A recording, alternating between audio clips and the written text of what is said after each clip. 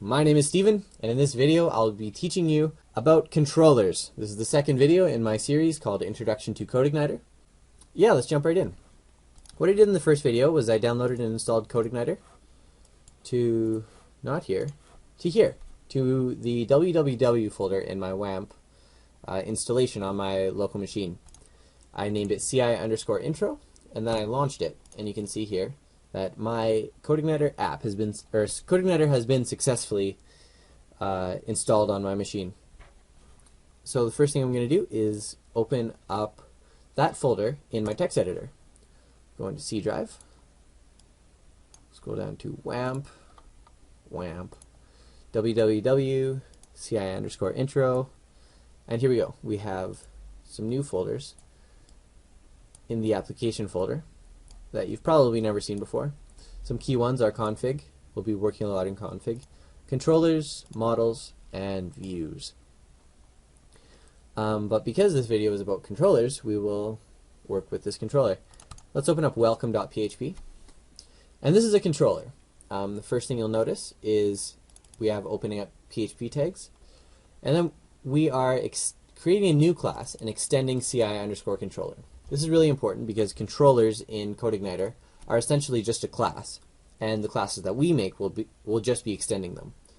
In this case, this controller is named welcome, and it has in it is an index function, a public function index, and within that it's loading a view called welcome message.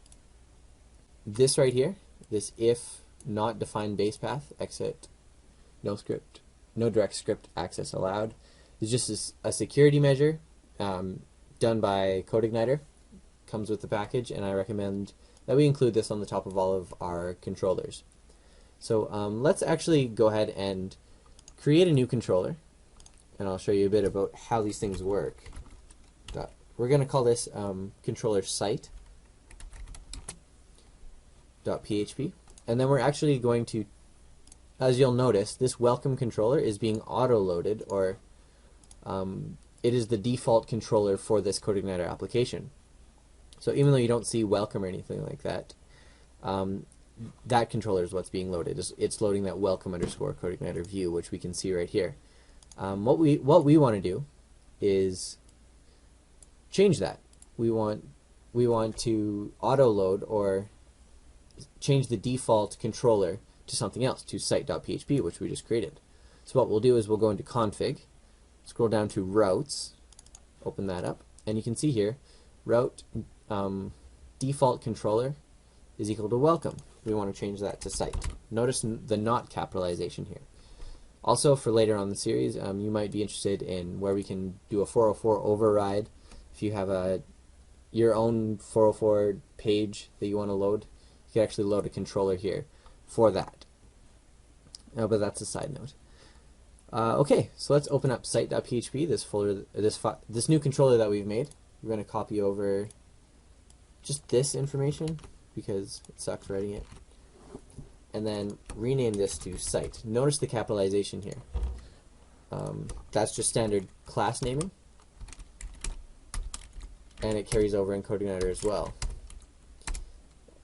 Then the second thing we're going to do is make a new function, an index actually. New function index, parentheses, curly braces. Okay. How controllers work is there'll be a function. There should always be a function index, and what the index function is it'll be the first function that's run when the controller is called. In this case, we just want to put something here that's going to let us know that this controller has actually been called successfully. So we'll say hi internet, semicolon, and we also need to save routes.php. And now, because we've changed the default controller, if we reload our CodeIgniter application, you'll notice that it is now calling the site controller, and that public function index, the index function, is being called now. Okay, we can exit out of this. And why don't we make a couple other functions? There are other kinds of functions inside of a controller There can be tons of different, actually, you're going to write a lot of different kinds of functions inside of one controller. What we'll do is we'll make one called hello. And then this one, we're going to echo out something else. Now you'll notice that this function is not called by default. If we reload this, nothing happens because the default controller is only loading, because the site controller is only loading index. If we want to load the hello function, what we'll need to do is we can actually dictate in the URL to load that. I'll show you how to do that. Index.php / the controller, which is site, and the function, which is called hello. And there we have it. Something else is being loaded now. You'll notice this index.php in the URL. It's actually kind of annoying. Like, you'll notice ci_intro, that's our folder name.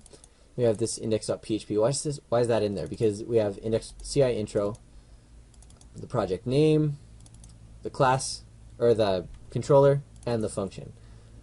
Wouldn't it be nice if this was gone? That is foreshadowing for an upcoming tutorial, which I will be teaching. I believe that's like the 4th tutorial. So look that up if you're interested in getting rid of index.php.